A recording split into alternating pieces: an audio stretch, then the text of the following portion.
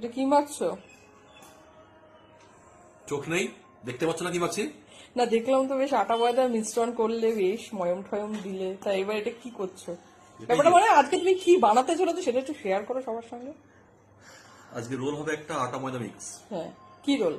আটা ময়দা মিক্স।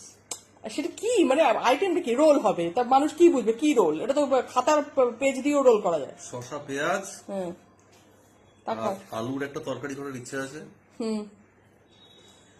আর tomato sauce. ফাজলামু নামের এটা কিসের রোল হচ্ছে সেটা বলো। বলছি তো আমি এগ রোল। হ্যাঁ, সেটা এতক্ষণ পরে। তাহলে ঠেসে ঠুসে নাও, তারপর আমি বাকিটা এগ আবার রোল দেখো। করলে পর তো আমাদের ওয়াচ টাইমটা তো কমপ্লিট হবে না।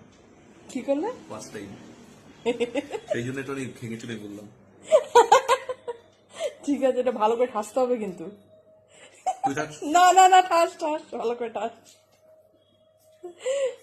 এখনো হয়নি ঠাসা?